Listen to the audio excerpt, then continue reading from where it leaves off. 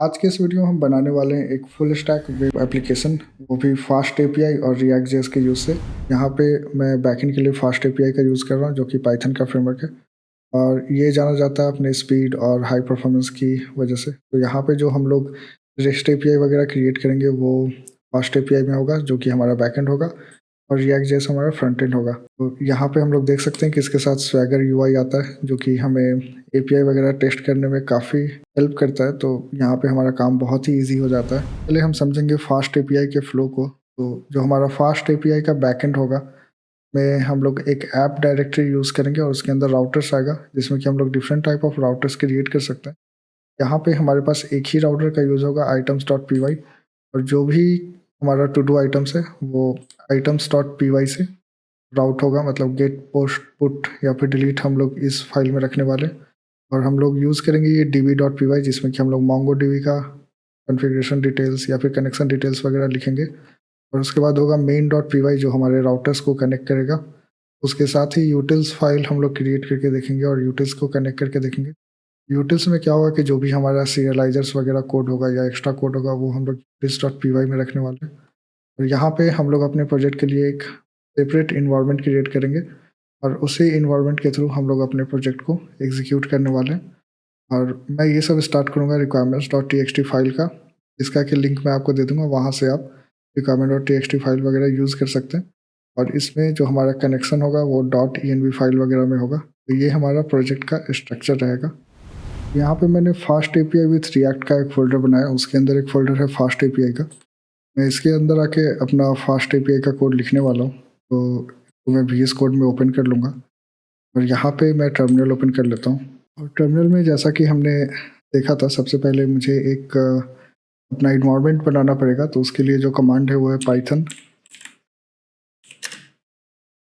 mtenv, और फिर जो इन्वायरमेंट का नाम होगा, जैसे मेरा इन्वायरमेंट का नाम env है, तो मैं env लिखता हूँ। और जैसे मैं इंटर करूँगा, एक इन्वायरमेंट यहाँ पे आपको दिख रहा होगा, ये बन गया है। अब इसके अंदर जो भी हमारा फाइल्स है वो सब इंस्टॉल होगा। तो उसके लिए हमें एक requirements.txt का फाइल चाहिए होगा। तो यहाँ पे मैं एक requirements.txt एक फाइल क्रिएट कर लूँगा और इसके अंदर जो भी फाइल्स का रिक्वायरमेंट मुझे लगने वाला है, ये सब फाइल्स का रिक्वायरमेंट्स मुझे लगने वाला है। अभी इसको इंस्टॉल करना पड़ेगा। तो उसके लिए सबसे पहले तो मुझे अपना ये करंट वर्किंग डायरेक्टरी चेंज करना है। तो मैं लिखूँगा env स्क्रिप्ट्स और एक्टिवेट। वैसे लिखने से यहाँ साइड में हमारा जो इन्वायरमेंट है वो एक्टिवेट हो गया है। और इसके अंदर अगर मैं स्क्रिप्ट्स में आता हूँ, यहाँ पे एक activate.bat फाइल है जो कि इन्वायरमेंट को एक्टिवेट करता है। अब उसके बाद मुझे एक फाइल क्रिएट करना होगा फास्ट एपीआई का। तो उससे पहले मैं क्या करता हूँ कि जो हमारा डॉक्यूमेंट का स्ट्रक्चर था हम तो देख लेंगे। तो अगर मैं जाता हूँ डॉक्यूमेंट वाले स्ट्रक्चर के पास, तो हमारा कुछ ऐसा स्ट्रक्चर है जिसके अंदर हम लोग ऐप बनाने वाले। यहाँ पर requirement.txt हो गया, यहाँ पे .env फाइल होगा। ऐप के अंदर हम लोग ये सब फाइल रखने वाले। यहाँ पे मैं एक ऐप बना लेता हूँ और इसके अंदर आ जाएगा राउटर्स, और उसके अंदर आ जाएगा, मैं रीनेम कर देता हूँ items.py। तो यहाँ पे हमारा आइटम्स आ जाएगा और जो हमारा ऐप है वहाँ पे एक main.py वाला फाइल आएगा, एक db.py वाला फाइल आएगा और एक utils.py वाला फाइल आ जाएगा। तो इसमें हमारा डेटाबेस का कनेक्शन आएगा। यहाँ पे हम लोग वो हमारा फास्ट एपीआई का कोड है, मेन वाला फाइल जहाँ हमारा फास्ट एपीआई का इंट्रेंस होगा वो main.py वाले फाइल से होगा। उसके बाद वो राउटर्स में items.py में जो भी हमारा रेस्ट एपीआई का CRUD ऑपरेशन है सब items.py में होगा। तो यहाँ पे मैं सबसे पहले main.py में आके जो फास्ट एपीआई का कोड है वो लिख लूँगा। के लिए अगर मैं requirement.txt में आपको दिखाऊँ तो यहाँ पे फास्ट एपीआई होना चाहिए। हम देख सकते हैं हमारे पास यहाँ फास्ट एपीआई है। तो मैं main.py में आके यहाँ पे कोड लिखता हूँ from fast API import fast API. अब ये जब इंपोर्ट होगा तो मैं यहाँ पे ऐप दे दूंगा और ये हो जाएगा फास्ट एपीआई।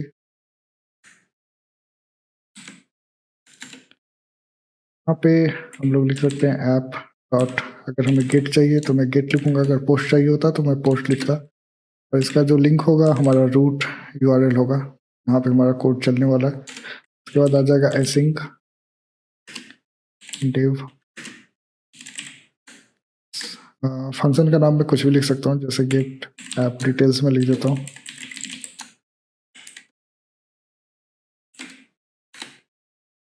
और ये रिटर्न कर देगा एक मैसेज।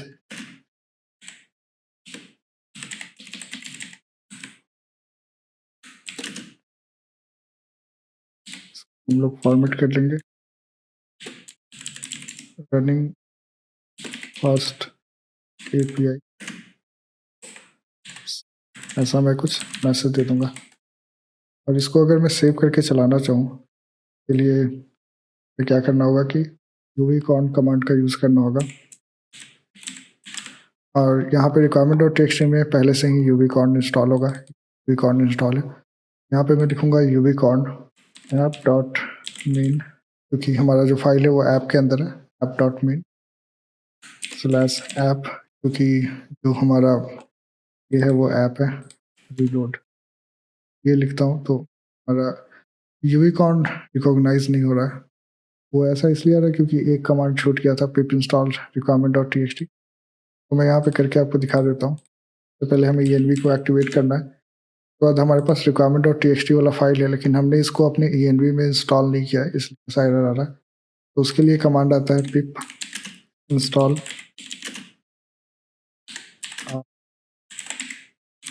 Requirements dot T. इस फाइल का नाम लिखना पड़ेगा। ये क्या करेगा कि इसमें जो भी लाइब्रेरी पैकेजेस वगैरह वो इंस्टॉल हो जाएगा। एक बार इंस्टॉल होने के बाद अगर हम फिर से चलाते हैं अपने मेन डॉट py वाले फाइल को, चलना चाहिए।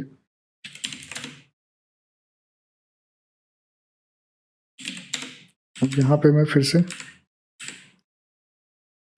कमांड को चलाता हूँ। ये वाला जो लिंक आया है, अगर मैं इस पे जा रहा हूँ तो हमारे पास ये मैसेज आ रहा है रनिंग फास्ट एपीआई सर्वर, मतलब हमारा जो फास्ट एपीआई वाला है काम कर रहा है। और यहाँ पे अगर मैं डॉक्स पे जाऊँगा तो हम लोग देख सकते हैं हमारे पास अच्छा सा डॉक आ रहा है स्वैगर यूआई के हेल्प से। तो यहाँ पे जो भी हम एपीआई करेंगे तो उसको हम टेस्ट कर सकते हैं। जैसे अगर मैंने यहाँ पे गेट किया, जो भी एपीआई का रिटर्न है वो हमें यहाँ पे दिख रहा है। अब इसके बाद सबसे पहले मैं अपनी डेटाबेस फाइल को सेटअप कर लेता हूँ। तो फ्रॉम MongoDB का यूज़ कर रहा हूँ, उसके लिए मैं PyMongo का यूज़ करने वाला हूँ। तो from my PyMongo import Mongo client. यहाँ पे मुझे OS का इंपोर्ट करना होगा, क्योंकि मैं फाइल का स्ट्रिंग है, MongoDB का कनेक्शन स्ट्रिंग है, वो ENV में रखने वाला हूँ। उसके साथ ही मैं डॉट ENV का यूज़ कर रहा हूँ, load dot ENV। Load dot ENV आ गया।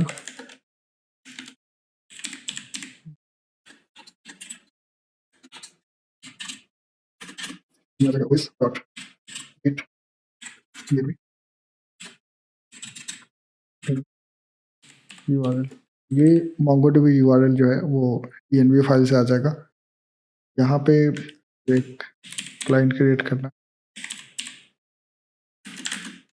क्योंकि Mongo क्लाइंट का यूज हो जाएगा। के अंदर में DB URL को पास कर दूंगा। अब DB इक्वल टू क्लाइंट हो जाएगा। क्लाइंट में हमारा डेटाबेस का नाम आ जाएगा। डेटाबेस का नाम रखने वाला हूँ आइटम्स DB,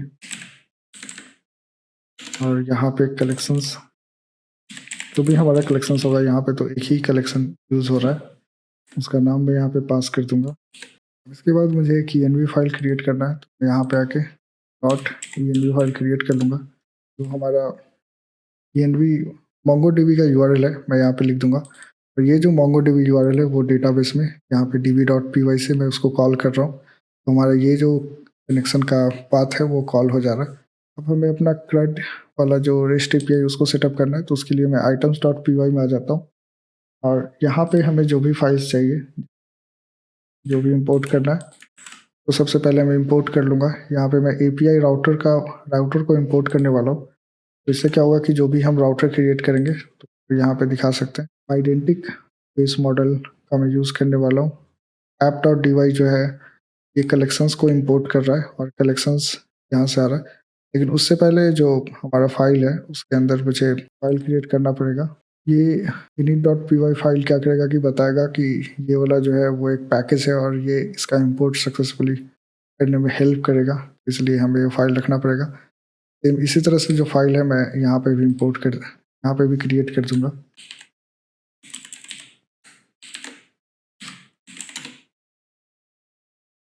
items.py में हमारा ये वाला जो भी इंपोर्ट करना है वो आ गया। उसके आगे का हम लोग सबसे पहले ये ऐप राउटर का यूज़ करके मैं राउटर क्रिएट करूँगा। उसके बाद हमारा जो MongoDB का कलेक्शन है वो आइटम्स कलेक्शन में मैं स्टोर कर रहा हूँ, जो ऑब्वियसली यहाँ से हमारा ये वाला जो है आ रहा है वो आइटम्स कलेक्शन के नाम से, और ये जो कलेक्शन है वो ऊपर app.db से इम्पोर्ट हो। यहाँ पे मैं बेस मॉडल नेम स्ट्रिंग को यूज़ कर रहा हूँ क्योंकि हम लोग हर एक आइटम का नाम इंटर करने वाले हैं, उसका टाइप स्ट्रिंग होगा, तो उसके टाइप को डिफाइन करने के लिए बेस मॉडल का यूज़ होता है। बेस मॉडल का यूज़ हम लोग वैलिडेशंस वगैरह के लिए भी करते हैं। अगर वैलिडेशंस वगैरह लगाना है, जैसे उसका लेंथ या फिर ईमेल या कुछ भी आपको नंबर वगैरह वैलिडेट करना है, तो बेस मॉडल से आप करते हैं। उसके बाद हमारा आ जाएगा ये पोस्ट API। यहाँ पे क्या हो रहा है कि सबसे पहले राउटर डॉट पोस्ट आ रहा है, जैसे कि अगर हमने स्टार्टिंग में जो देखा था मेन डॉट पी में ये था ऐप डॉट गेट, मैं ऐप डॉट गेट डायरेक्टली ले रहा था, लेकिन यहाँ पे लोग राउटर का यूज़ कर रहे हैं। राउटर API राउटर है। यहाँ पे जो पोस्ट होगा वो आइटम्स होगा, स्टेटस कोड 201 होगा अगर ये सक्सेसफुल है। इसके अंदर जो अगर आइटम्स नहीं मिलता है तो ये वाला एरर आएगा। अगर आइटम्स मिलता है तो आइटम डॉट नेम को हम लोग फाइंड करेंगे, जो कि मेरे पास पोस्ट रिक्वेस्ट के थ्रू आएगा। हम लोग यहाँ पे इंसर्ट वन का यूज़ करके MongoDB में जो हमारा आइटम का नेम है इंसर्ट कर लेंगे। उसके बाद जो इंसर्टेड आईडी है वो और आइटम का नाम हम लोग रिटर्न कर देंगे। अगर इसमें यहाँ पे कोई एरर आया तो हम लोग यहाँ पे एक्सेप्शन थ्रो कर देंगे। हमारा राउटर डॉट पोस्ट वाला API अब हो गया है। इसके अलावा चाहिए एक गेट का API। ये रहा हमारा गेट का API। तो गेट का API भी बिल्कुल उसी तरह से काम करता है। राउटर डॉट गेट आ रहा है, सिंक मेथड है जिसका कि गेट आइटम्स नाम है। ये जो गेट आइटम्स है ये सीरियलाइज कर रहा है डॉक्यूमेंट को, और ये जो सीरियलाइज हो रहा है डॉक्यूमेंट, इसके लिए हमें एक यूटिल्स क्लास बनाना।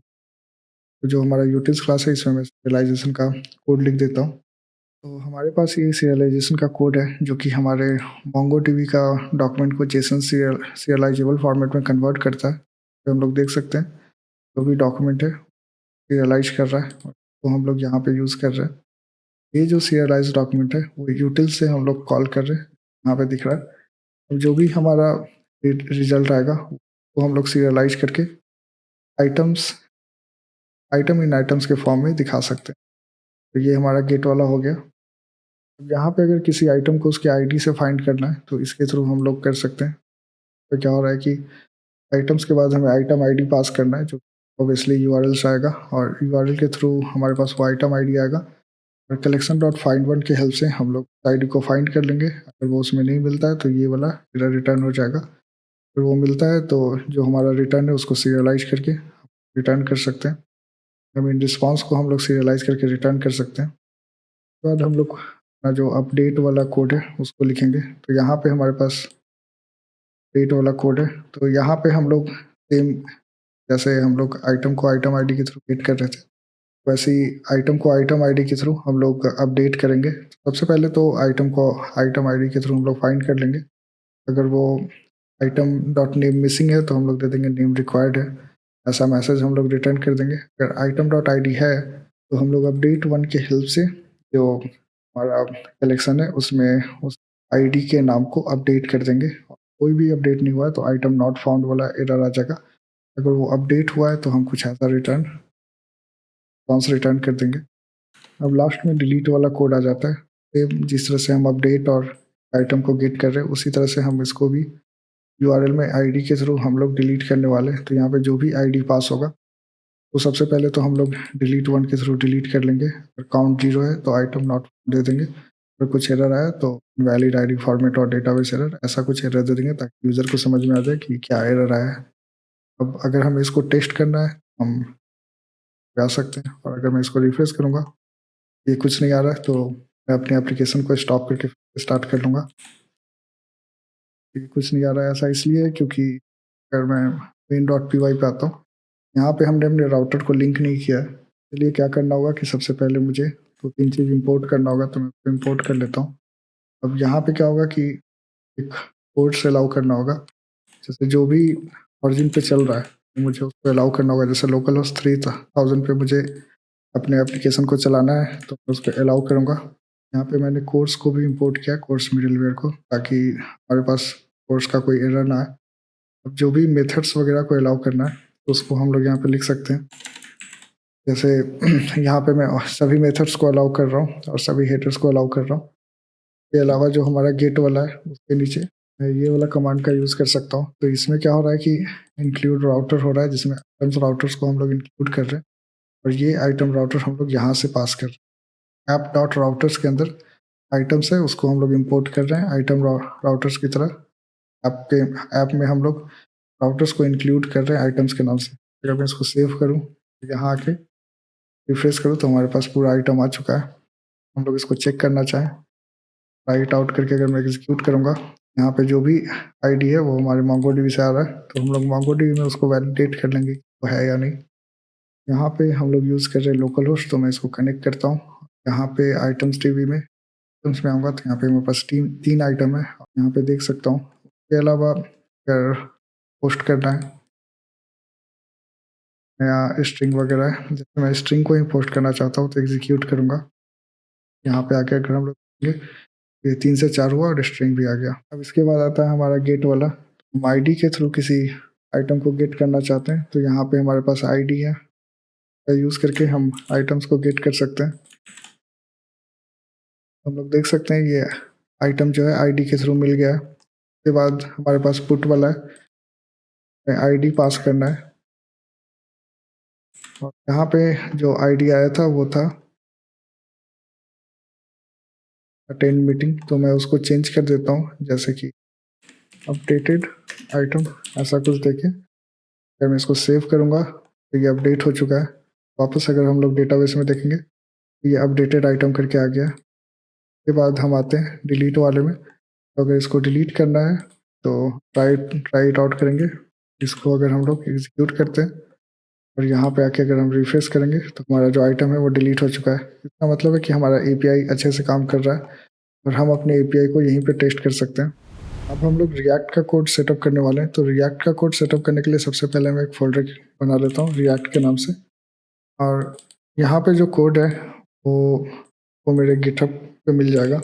ये वाला जो कोड है React.js CRUD operation with Express.js backend, इसका मैंने वीडियो भी बनाया है जो कि मैं आपको दिखा देता हूँ। आपको ये वाला वीडियो अगर आप देखते हैं, अगर आप ये वाला वीडियो देखते हैं तो ये फ्रंट एंड मैंने कैसे बनाया है आपको पूरा समझ में आ जाएगा कि ये कैसे फ्रंट एंड डेवलप हुआ है। तो इसके हेल्प से आप इस कोड को पूरा समझ सकते हैं। और यहाँ पे उसका कोड दिया हुआ है रिएक्ट वाला, तो मैं उसका ही यूज़ करने वाला हूँ। सबसे पहले तो मैं इसको डाउनलोड कर लूँगा, और अभी जिस प्रोजेक्ट पे हम लोग काम कर रहे हैं इसका भी कोड आपको डिस्क्रिप्शन में मिल जाएगा। डाउनलोड करके सबसे पहले यहाँ पे जो रिएक्ट वाला कोड है जैसे उसका रिक्वायरमेंट है, रिएक्ट के अंदर आके रिएक्ट वाला कोड रख देता हूँ, बाकी को डिलीट कर देता हूँ। अंदर जो भी फाइल है उसको मैं रिएक्ट के अंदर ऐसे मूव कर लूँगा, तो मैं VS कोड में ओपन कर लूँगा। यहाँ पे मैं एक नया टर्मिनल ओपन कर लेता हूँ कि जो भी पैकेजेस वगैरह है उसको मैं इंस्टॉल कर लूँगा npm इंस्टॉल लिख के। एक बार जब ये इंस्टॉल हो जाता है तो मैं उसको npm स्टार्ट लिख के स्टार्ट कर लूँगा। और यहाँ पे हमारा कोड स्टार्ट हो चुका है। अगर हम लोग इस कोड को देखते हैं, मैं यहाँ पे कुछ लिखता हूँ, जैसे फर्स्ट मैंने लिखा, और अगर मैं ऐड कर रहा हूँ ये एरर आ रहा है, एरर इसलिए आ रहा है कि ये लोकल होस्ट 5000 आइटम्स पे जा रहा है, जबकि हमारा जो एप्लीकेशन है वो लोकल होस्ट 8000 API/API पे है। तो मुझे चेंज करना होगा। मैं यहाँ पे फिर से आ जाता हूँ